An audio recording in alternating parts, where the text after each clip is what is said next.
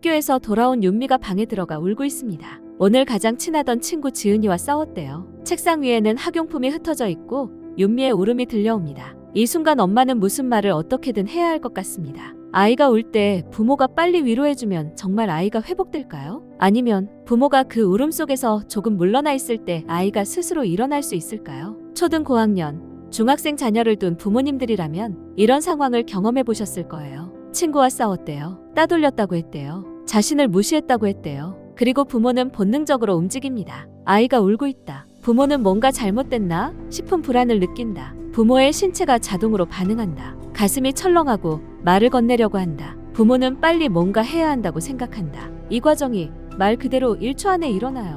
이건 부모의 잘못이 아닙니다. 이건 신경계의 자동 반응일 뿐입니다. 마치 뜨거운 냄비를 만지면 손을 자동으로 빼는 것처럼 아이의 울음은 부모의 신경계를 자동으로 작동시키거든요. 하지만 여기가 중요해요. 뜨거운 냄비에서는 손을 빼야 하지만 아이의 울음에서는 모든 반응을 빼야 하는 건 아니란 뜻입니다. 오히려 부모가 자신의 불안을 잠깐 멈추고 아이를 관찰할 수 있을 때 아이가 비로소 자신의 감정과 마주할 수 있게 되는 거예요. 당신이 지금까지 아이가 울 때마다 자동으로 개입해왔다면 그건 당신이 나쁜 부모라는 뜻이 아닙니다. 당신이 사랑하는 부모라는 뜻입니다. 문제는 사랑하는 마음이 습관이 되어버렸다는 거. 그리고 그 습관이 무의식적으로 아이의 성장 기회를 빼앗고 있다는 거.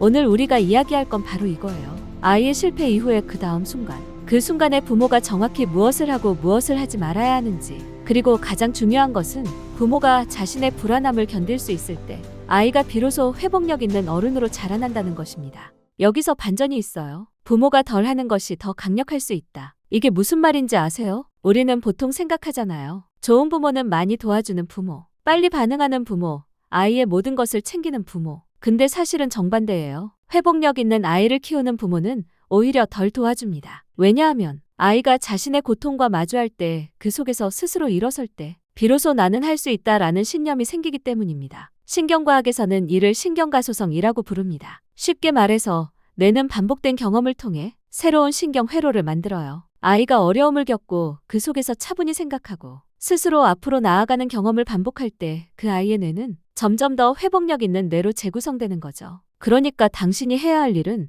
아이를 구해내는 것이 아니라 아이가 스스로 일어나는 과정을 견디는 것입니다. 그럼 실제로 우리가 이걸 어떻게 하는지 구체적으로 살펴볼 차례입니다. 이 네 가지를 이해하면 당신은 더 이상 아이의 울음 앞에서 자동으로 반응하지 않을 수 있게 됩니다. 대신 당신은 선택할 수 있게 되는 거죠. 지금 내가 개입해야 할까? 아니면 아이를 믿고 물러나 있을까? 그 선택을 말이에요. 첫 번째 팁입니다. 학교에서 돌아온 윤미가 방에 들어가 울고 있어요. 가장 친하던 친구 지은이와 싸웠대요. 아이는 학교에서 참고 있다가 집에 들어오는 순간 울음을 터뜨렸어요. 나는 왜 이럴까? 지은이가 날 싫어할 거야. 동시에 당신은 이 생각을 합니다. 아, 뭔가 해줘야 한다. 빨리 위로해줘야 한다. 아이의 울음을 멈춰줘야 한다. 그리고 당신의 입에서 나오는 말은 괜찮아, 괜찮아, 엄마가 있잖아. 지은이가 너를 싫어할 리가 없지. 그건 다 오해야. 내일 가서 말하면 괜찮아질 거야. 너는 충분히 좋은 친구야. 근데 이 순간 당신이 놓치고 있는 게 있어요. 아이가 원하는 건 부모의 설득이 아니라 부모의 함께함입니다. 당신은 아이의 울음을 빨리 멈춰야 할 신호로 받아들이고 있는 거예요. 그리고 그렇게 하는 순간 아이는 자신의 감정과 진정으로 마주할 기회를 잃게 됩니다. 왜 그럴까요? 울음은 감정이 몸 밖으로 나오는 과정이에요. 마치 폐에 갇혀있던 공기가 밖으로 나오는 것처럼 아이의 감정도 그렇게 밖으로 나와야 정리가 되는 거거든요.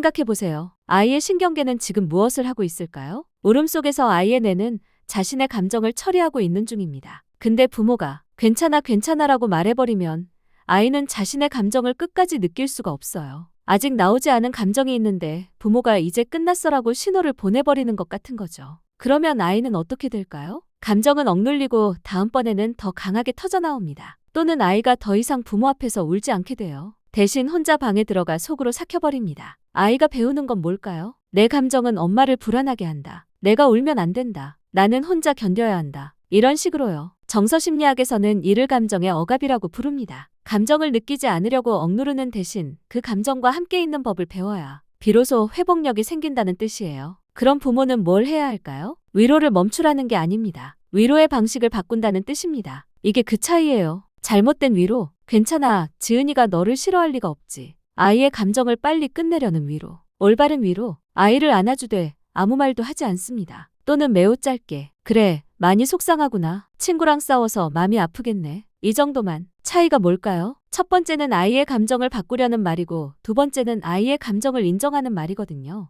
아이가 필요한 건 내일 되면 괜찮아질 거야 라는 미래의 약속이 아니라 지금 넌 그 감정 속에 있어도 괜찮아라는 현재의 수용입니다. 자, 그럼 실제로 뭘 해야 할까요? 첫 번째, 당신의 불안을 멈추기. 아이가 울 때 부모의 신경계는 이미 은근 모드입니다. 손이 움직이려고 하고 말이 나오려고 해요. 그 욕구를 잠깐 멈추고 깊게 숨을 쉬어보세요. 여기서 가장 먼저 할 일은 당신 자신을 진정시키는 것입니다. 부모가 진정될 때 아이도 비로소 자신의 감정 속에 머물 수 있게 됩니다. 두 번째, 아이를 안아주기. 아이에게 다가가세요. 아이의 손을 잡거나 등을 토닥여주거나 안아주세요. 신체적 접촉은 중요합니다. 이것이 아이의 신경계에 너는 안전하다는 신호를 보내기 때문입니다. 세 번째, 침묵 지키기. 이 부분이 가장 어렵습니다. 당신은 뭔가 말해야 한다는 충동을 느낄 거예요. 하지만 여기서는 침묵이 최고의 위로입니다. 아이가 울 동안 당신은 옆에 있기만 하세요. 그냥 아이의 울음이 자연스럽게 흘러나오도록 두세요. 3에서 5분의 울음은 위험한 게 아닙니다. 그건 아이가 자신의 감정을 정리하는 과정일 뿐이에요. 아이가 울면서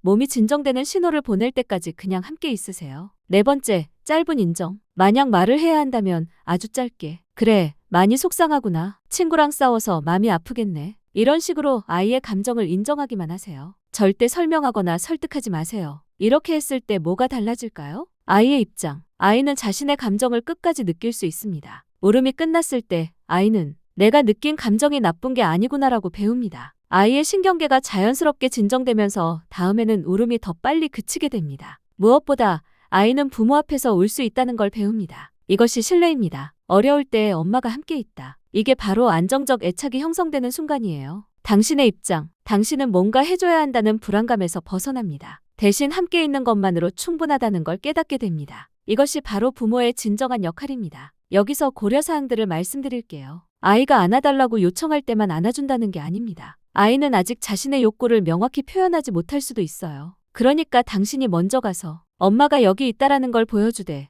말은 적게 하라는 뜻입니다. 또 아이가 폭력적으로 반응할 수도 있어요. 엄마 나가줘라고 하거나 손을 밀어낼 수도 있습니다. 그럴 때는 존중해주세요. 그리고 아이가 원할 때까지 물러나 있다가 아이가 다시 당신을 필요로 할 때 가세요. 이 과정에서 아이의 울음이 완전히 멈추지 않을 수도 있어요. 완전히 멈출 필요도 없고 멈춰야 한다고 생각하지 마세요. 아이가 진정되고 있다는 신호는 울음의 강도가 줄어드는 것입니다. 그럼 충분해요. 만약 아이가 자해나 타해 위험이 있다면 당신은 안전을 먼저 지켜야 합니다. 그때는 개입해야 합니다. 훈육이나 설명은 나중에 아이가 진정된 후에 합니다. 이 팁은 정상적인 좌절감이나 슬픔에 대한 거고 극단적인 상황에서는 전문가의 도움이 필요할 수도 있습니다. 중요한 건 울음을 참게 하는 게 아니라 안전한 곳에서 느끼도록 하는 것입니다. 첫 번째 팁을 요약하자면 아이가 울 때 부모의 욕구는 빨리 위로해주기입니다. 하지만 해야 할 일은 안아주되 말하지 않기입니다. 아이의 울음 속에서 부모가 불안을 견딜 때 비로소 아이는 자신의 감정과 마주할 수 있습니다.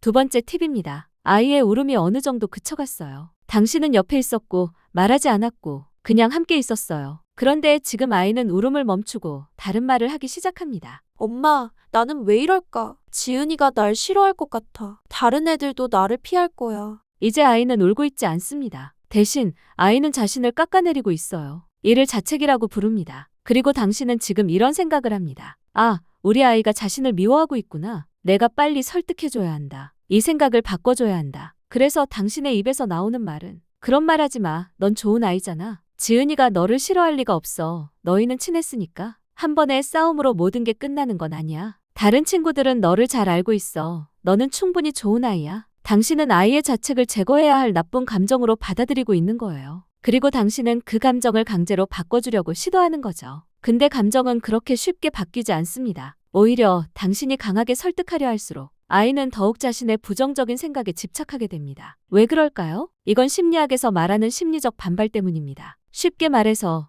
누군가가 우리의 생각을 강하게 바꾸려고 할 때 우리는 오히려 원래의 생각에 더 집착하게 된다는 뜻이에요. 당신이 강하게 설득하면 설득할수록 아이는 배우는 게 뭘까요? 엄마는 나의 진짜 감정을 들어주지 않는다. 내가 힘들 때 엄마는 내 말을 바꾸려고 한다. 나는 엄마 앞에서 내 진짜 마음을 열 수 없다. 이것이 신뢰의 균열입니다. 아이는 자신이 뭘 잘못했는지를 끝까지 정리할 수가 없어요. 아이의 뇌가 당신의 말을 반박하느라 바빠지기 때문이죠. 엄마는 그렇게 생각하지만 나는 정말 나쁜 애인 것 같아. 이 내적 갈등 속에서 아이는 진정으로 자신의 감정을 느끼지 못하는 겁니다. 아이의 뇌는 지금 감정과 의미를 동시에 정리하고 있습니다. 울음이 그쳤어도 아이는 여전히 나는 왜 이럴까라는 질문에 답하려고 하고 있는 거죠. 이때 부모가 그건 아니야. 넌 좋은 아이야 라고 개입하면 아이는 부모의 말을 반박하느라 정작 자신의 진정한 감정 정리를 완성하지 못합니다. 그럼 부모는 뭘 해야 할까요? 설득하지 말고 한 번만 반영하세요. 그리고 그 후는 침묵으로 돌아가세요. 이게 무슨 차이일까요? 첫 번째는 아이의 감정을 바꾸려는 개입이고 두 번째는 아이의 감정을 인정하는 개입입니다. 아이의 감정을 그대로 반영해주면 아이는 자신의 감정이 타당하다고 느껴요. 그리고 그 타당성 속에서 아이는 스스로 그 감정을 정리해 나갑니다. 이렇게 했을 때 뭐가 달라질까요? 아이의 입장. 아이는 자신의 감정이 정상이라는 걸 배웁니다. 극단적인 자책, 나는 나쁜 애야. 아무도 나를 안 좋아해. 에서 벗어나 보다 현실적인 해석으로 이동합니다. 지은이랑 싸워서 속상하지만 나는 나쁜 애가 아니구나. 이번 싸움이 전부는 아니구나라는 식으로요. 무엇보다 아이는 부모 앞에서 자신의 진정한 감정을 열 수 있다는 걸 배웁니다. 이것이 깊은 신뢰입니다. 당신의 입장, 당신은 아이를 설득해야 한다는 압박감에서 벗어납니다. 당신은 더 이상 아이를 고쳐주려고 하지 않습니다. 대신 당신은 아이를 받아주는 부모가 됩니다. 이것이 신뢰의 회복입니다. 여기서 중요한 한 가지. 아이가 계속해서 극단적인 자책을 반복하고 있다면, 예를 들어서 나는 죽고 싶어. 나는 미래가 없어. 학교에 가고 싶지 않아. 라며 하루 종일 자책만 하면 그때는 침묵과 반영만으로는 부족합니다. 아이의 우울감이 임상적 수준일 수 있기 때문입니다. 이 경우 전문가의 도움을 고려해야 합니다. 하지만 대부분의 경우 아이가 느끼는 자책은 일시적입니다. 당신의 침묵과 반영이 충분히 아이를 도와줄 수 있습니다. 또 다른 경우 아이가 당신과 대화하지 않으려고 한다면 그럼 억지로 대화하지 마세요. 아이가 혼자 있고 싶다는 신호를 존중하세요. 하지만 당신은 집에 있어야 합니다. 당신의 문을 열어두고 당신이 있다는 걸 아이가 알 수 있도록요. 아이가 필요할 때 당신이 거기 있다는 신호를 보내는 거죠. 아이의 감정을 고치는 것이 아니라 있는 그대로 받아들이는 것. 이게 중요하다는 뜻이에요. 두 번째 팁을 요약하면 아이가 자책할 때 부모의 욕구는 빨리 설득해주기입니다. 하지만 해야 할 일은 감정을 반영하고 침묵으로 기다려주기입니다. 아이의 자책 속에서 당신이 설득을 멈출 때 아이는 비로소 자신의 감정을 끝까지 느낄 수 있습니다. 그리고 그 과정에서 아이는 스스로 그 감정과 어떻게 지낼지를 배우게 되는 거예요. 세 번째 팁, 아이는 울음을 멈췄어요. 아직 완전히 밝은 표정은 아니지만 울음의 강도는 줄어들었습니다. 이제 당신은 이렇게 생각합니다. 아, 이제 아이가 진정됐으니까 뭔가 도움을 주고 싶다. 아이가 이 일에서 배워야 할 게 있을 텐데 다음번에는 이렇게 해야 한다고 말해줘야 하지 않을까. 아이가 왜 친구와 싸웠는지 함께 분석해봐야 하지 않을까. 그래서 당신의 입에서 나오는 말은 자, 이제 얘기해보자. 너는 왜 지은이와 싸웠다고 생각해? 다음엔 어떻게 할 거야? 그때 넌 뭐라고 했니? 지은이에게 먼저 말을 걸어봐야 하지 않을까. 당신은 아이가 이 일에서 교훈을 얻기를 원합니다. 그리고 당신은 그 순간을 아이를 가르칠 기회로 사용하려고 하는 거죠. 근데 이건 엄청난 실수예요. 왜냐하면 아이가 방금 한 일은 자신의 감정을 정리한 거지 자신의 실수를 이해한 게 아니기 때문입니다. 여기가 정말 중요해요. 신경과학적으로 보면 아이의 뇌는 지금 이런 상태입니다. 울음의 강도는 줄었지만 아이의 감정뇌는 여전히 활성화되어 있습니다. 이 상태에서 부모가 왜 싸웠어? 다음엔 어떻게 할 거야? 라는 질문을 던지면 아이의 뇌는 이 질문을 신문으로 받아들입니다. 아이는 방어 모드로 들어가요. 엄마는 나를 질책하려고 한다. 엄마는 나의 일을 교훈으로 만들려고 한다. 그리고 아이는 당신의 질문에 진정성 있게 대답하지 않습니다. 대신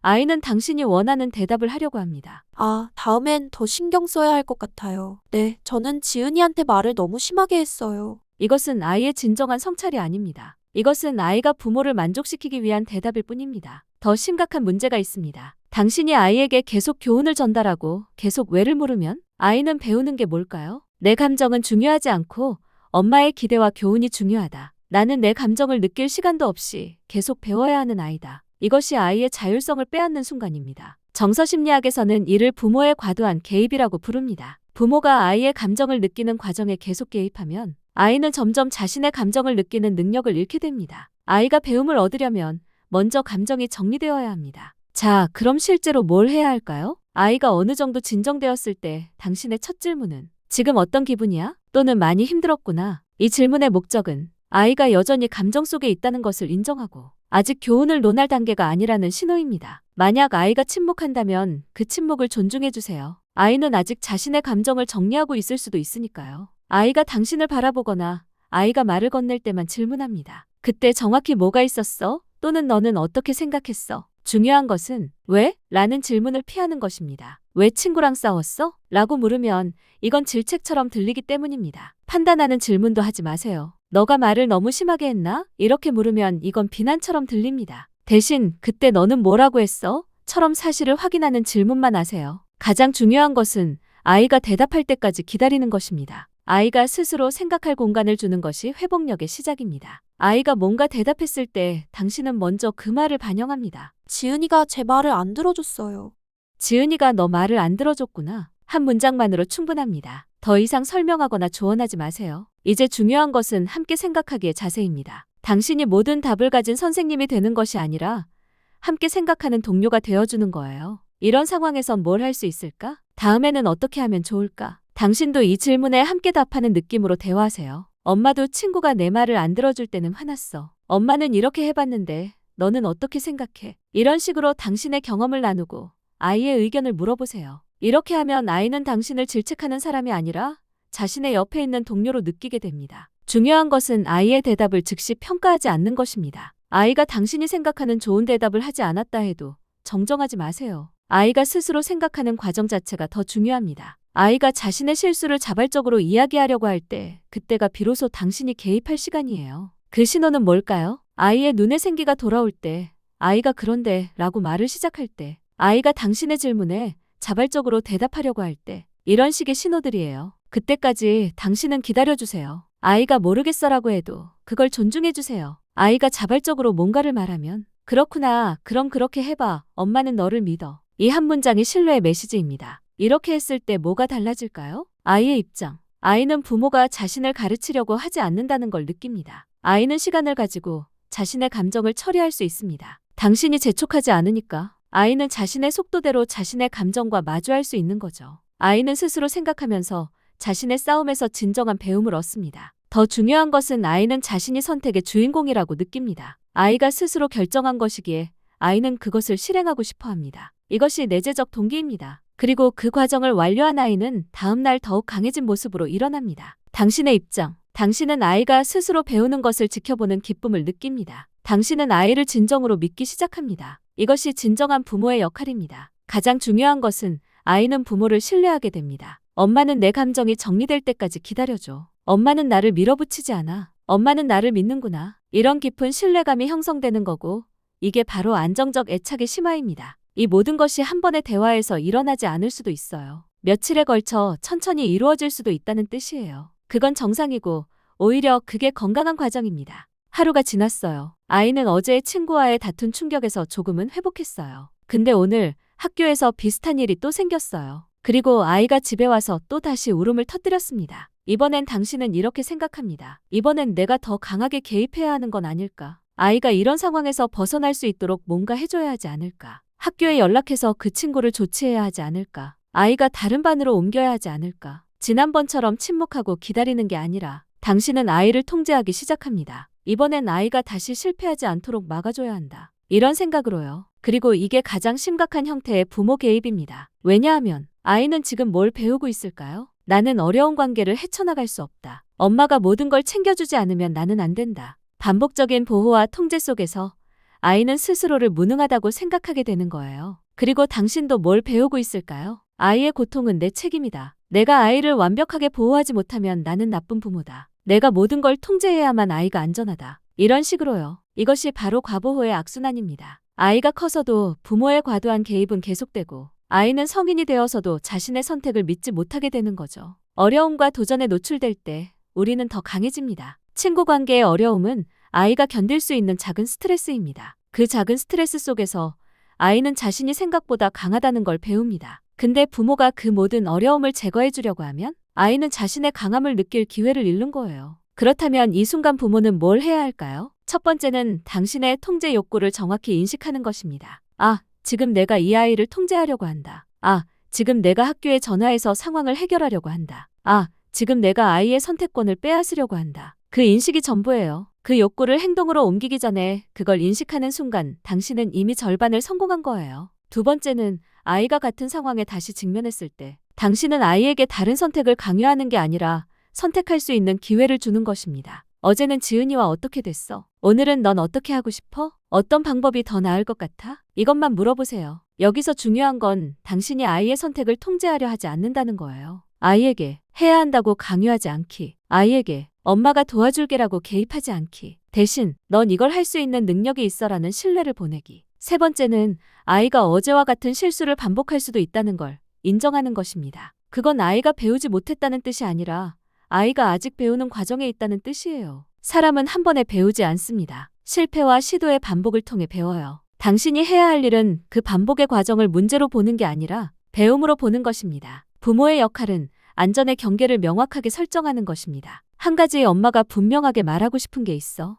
친구 관계가 어려워지는 것은 괜찮아. 넌 몇 번을 실패해도 괜찮아. 하지만 넌 절대 혼자가 아니야. 필요할 때 엄마는 여기 있어. 넌 언제든 엄마에게 와도 돼. 그리고 넌 분명할 수 있는 아이야. 이것이 안전한 범위 내에서의 선택권 부여입니다. 아이는 실패해도 괜찮다는 걸 알고 동시에 나는 혼자가 아니다는 걸 알게 됩니다. 이것이 바로 회복력 있는 아이를 만드는 것입니다. 네 번째는 가장 중요한 것입니다. 아이에게 선택권을 돌려주는 것입니다. 넌 이 상황에서 뭘 하고 싶어? 넌 어떻게 하는 게 좋을 것 같아? 너는 어떻게 생각해? 이런 식으로 아이가 자신의 선택을 하도록 하는 거예요. 그리고 그 선택의 결과를 아이가 경험하도록 하는 것입니다. 이게 바로 자연스러운 결과라고 불리는 가장 강력한 배움의 형태입니다. 아이가 자신의 선택에 따른 결과를 직접 경험할 때 아이는 진정으로 배웁니다. 이것이 없으면 아이는 계속 부모를 탓할 수 있습니다. 엄마가 나를 도와주지 않았으니까라고요. 하지만 아이가 자신의 선택을 하고 결과를 직접 경험할 때 아이는 비로소 이렇게 배웁니다. 아,